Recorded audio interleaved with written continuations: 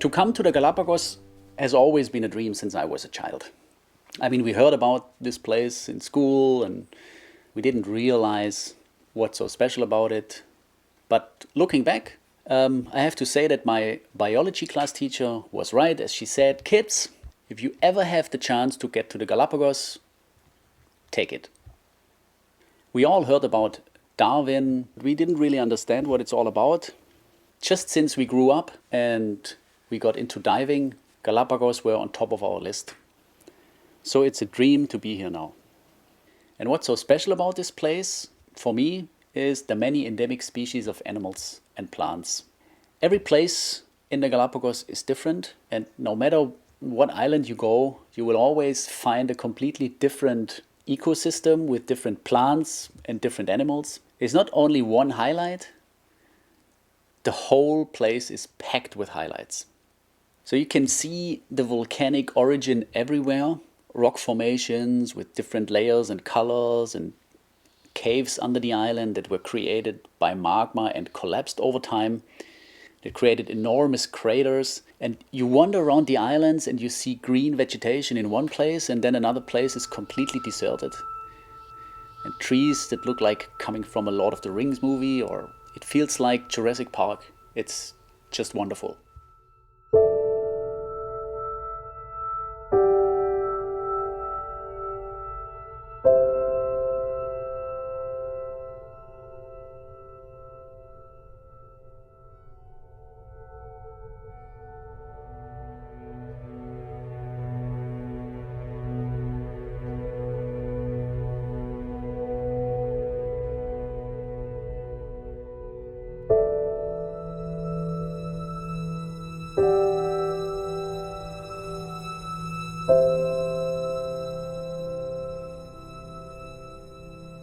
We are here for the diving, and there's quite some dive tourism here.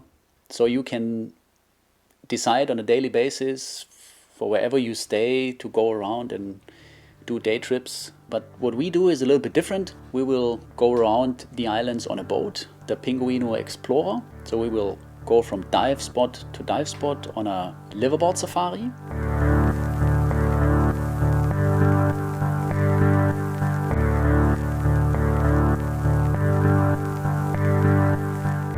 The first dive was Machina Island, and here we could also experience a little bit how the diving is organized. So you get into the so-called pangas. Other places they call it dinghies or donis, which is a small boat that brings the divers to the spot. And this dive really surprised me. It was just enormous swarms of fish, and I thought, for the first dive, that's already awesome.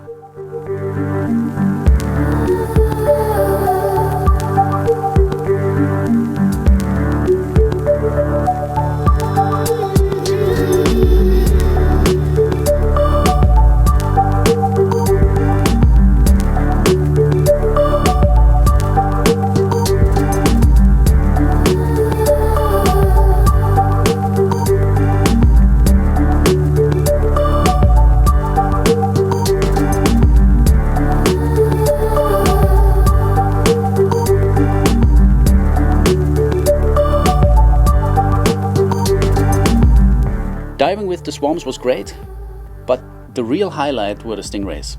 In the beginning I thought, well, we're just lucky, and so I started shooting immediately. But then I realized that the rays are just all over the place.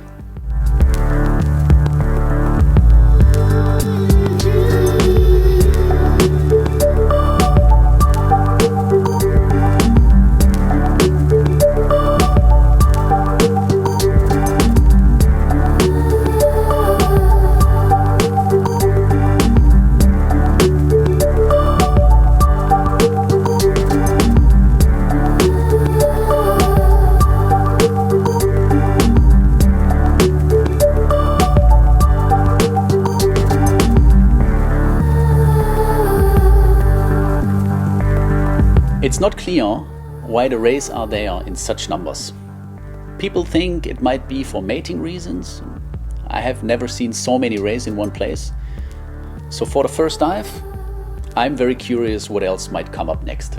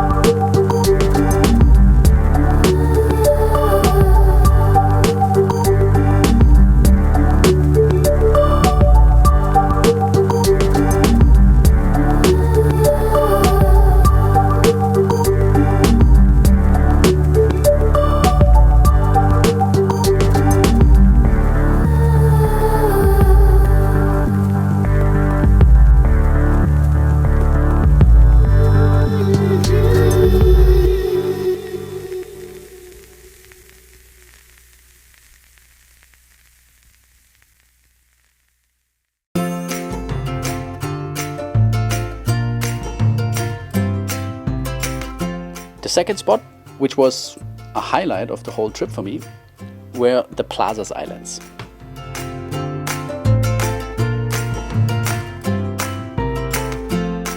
The two little islands have quite a bit of interesting vegetations, and the birds are nesting and iguanas laying around everywhere.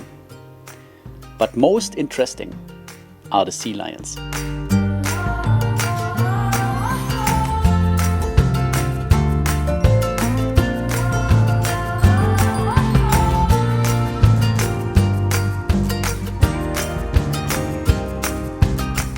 If you see them laying on the beach, hanging around, taking a nap, doing nothing, you might think that they're a little bit boring, but they are not. As soon as they get into the water, they change completely.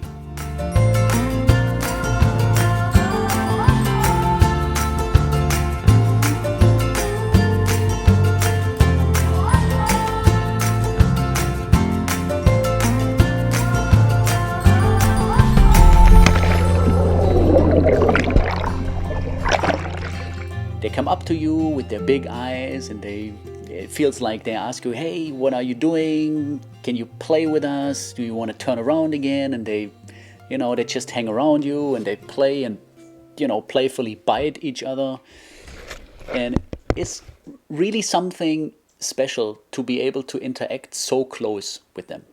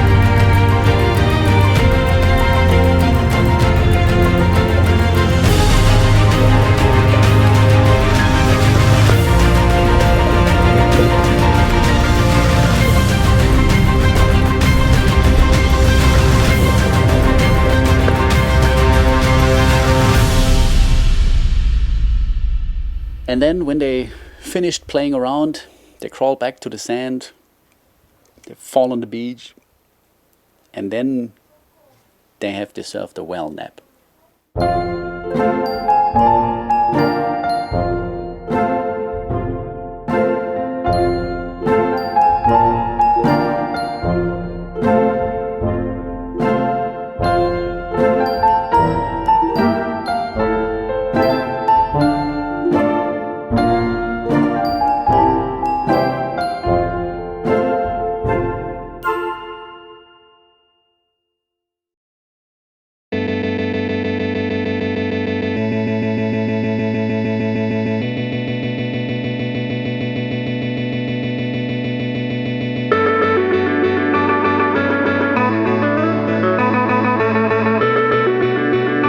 Wolf and Darwin are well-known names to most divers.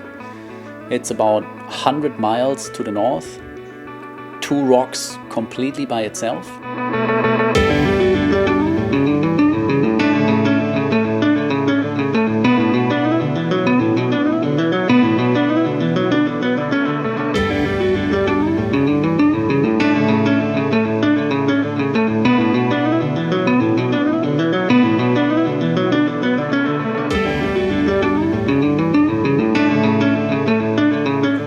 know much about birds, but what's going on here, especially with the red-footed boobies, is amazing. It's a bit of a downer that one of the boobies crashed our drone when I was trying to get the whale shark in the picture that was just around the boat.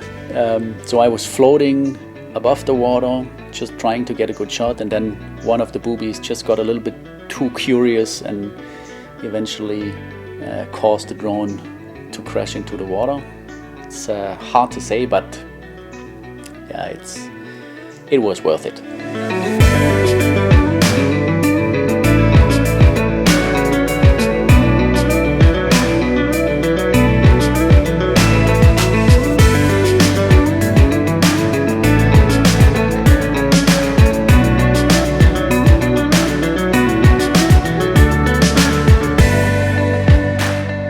The feeling to anchor in front of the islands and going out to the Darwin's Arch in the morning, jump in, just being there waiting for whatever might come up. Will there be hammerheads, whale sharks or dolphins or whatever? It's just a fantastic feeling.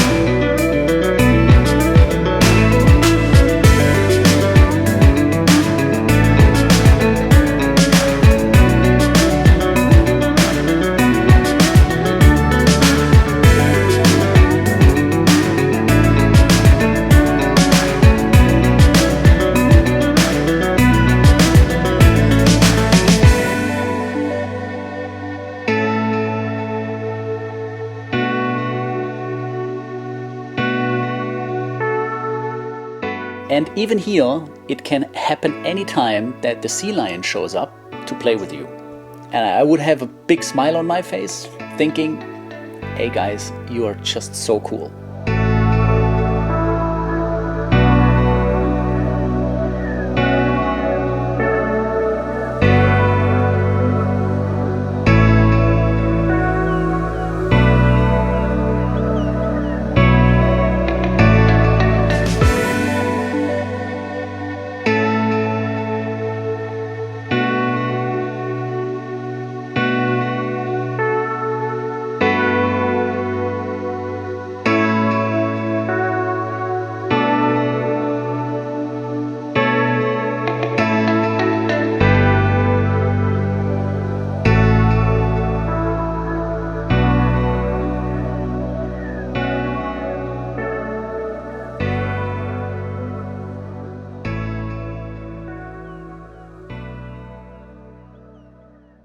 The hammerheads, what this spot is famous for, they'll be active when there is strong current, which we didn't really have, unfortunately.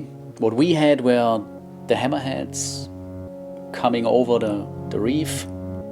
They're very shy, so they eventually come a little bit closer, they maybe a bit closer, and then they get off. But we had constantly hammerheads on our dives.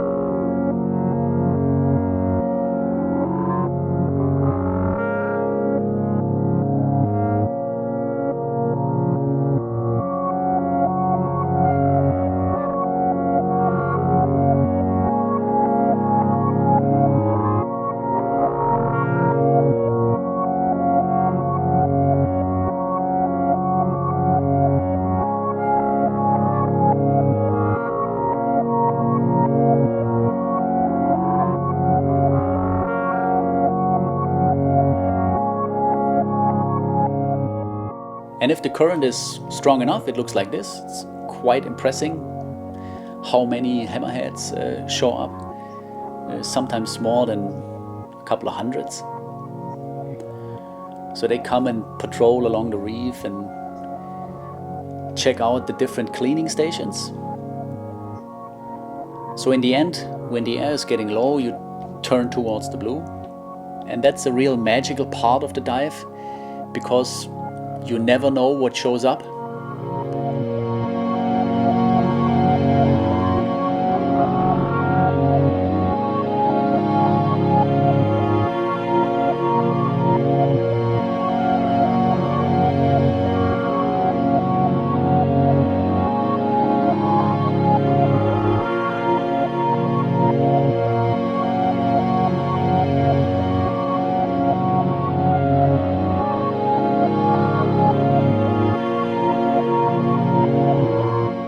And then once you've finished, you just float and get up, and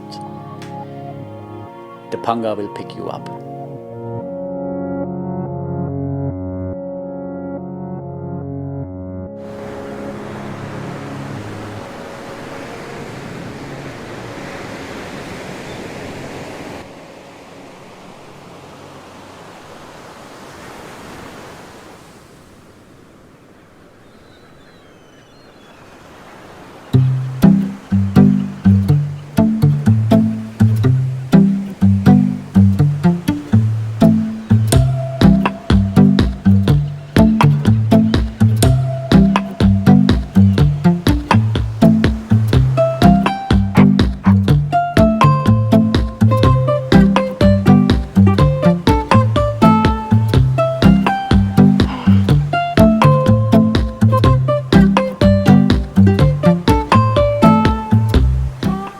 The marine iguanas are definitely one of the icons of the Galapagos.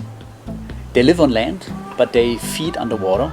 So in the morning when they get out to lay on the sand, they need quite a bit of time to get warm and to be able to move or do anything. So they will come out at around 8 o'clock and lay out in the warm sand for 1 or 2 hours. And then they're warm enough to be able to go into the water to feed. And then they can stay down there for 15 to 20 minutes before it's getting too cold for them and they have to come up and go back to the warm sand. Our spot for the marine iguanas is Cape Douglas on Fernandina Island.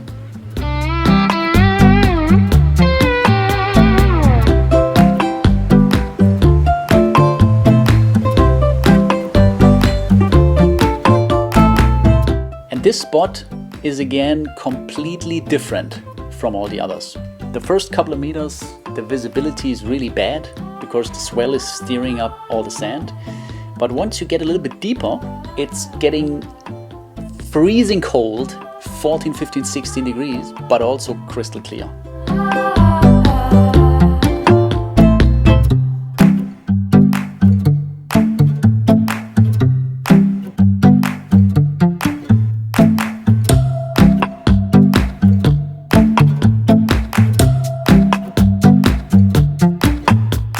And then, right in the middle of it, the iguanas.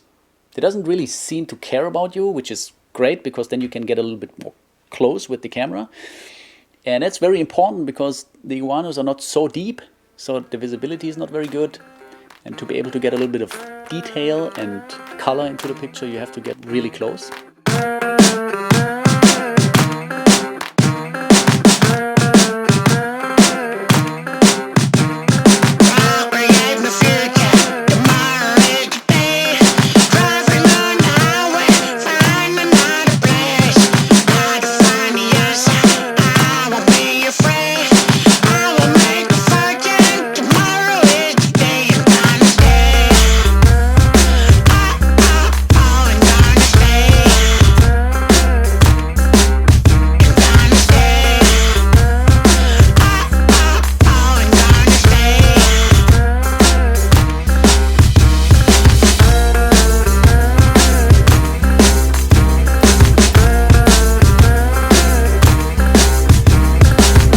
Seeing the iguanas on the beach, they might look a little bit disgusting when they spit out the salt water out of their noses.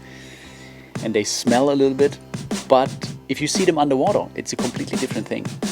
When they swim back to the surface, it actually looks quite beautiful.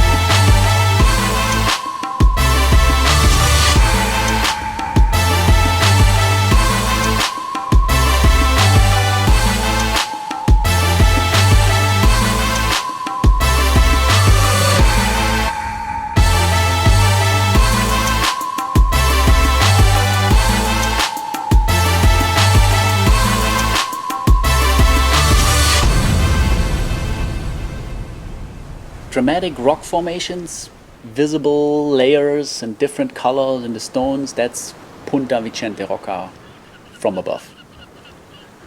But the real beauty hides below the surface. 1, 2, 3. 3 endemic species right there. First, the black striped salemas, a huge bait ball, and on top of it, because that's not enough, the Galapagos sea lions wading in the waves. So if you look up, you might see them chasing around.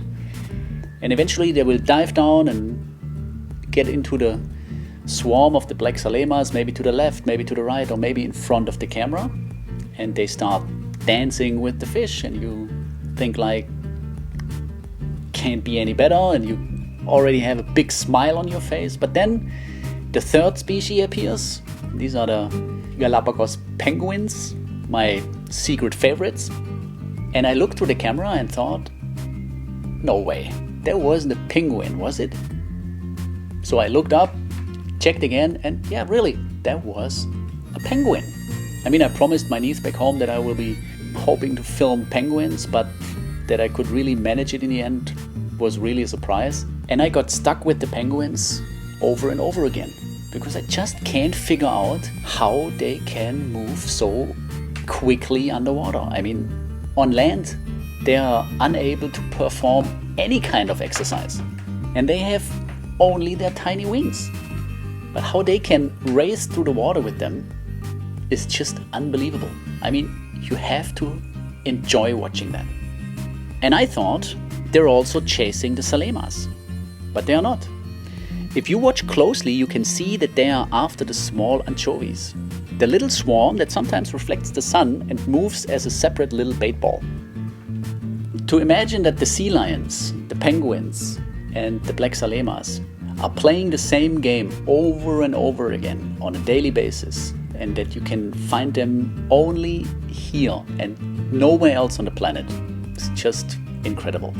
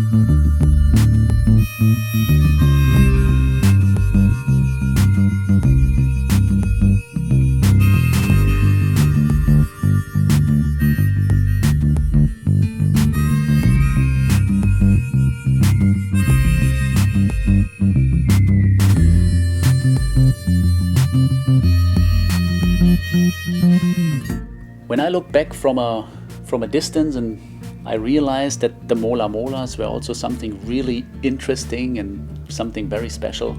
Just getting close enough to be able to use the light and to identify the eyes and to recognize the fish for what it is.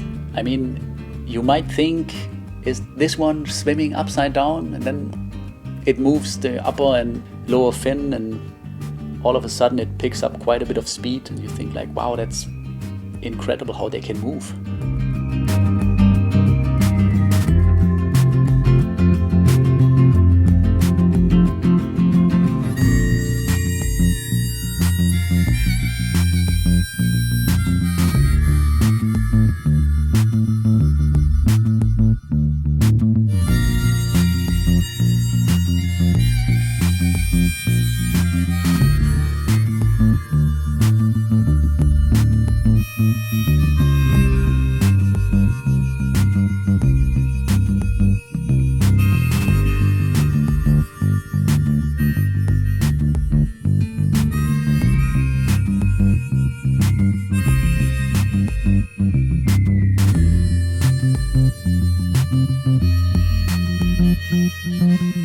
The last dive at Punta Vicente Roca was also the last dive of the whole trip. And for the dive, you couldn't have scripted it any better. The dive was confronting us with a very nice farewell present, really strong current, and it kept whispering into my ear, "Hey buddy, you're done here. You better get on your way home now."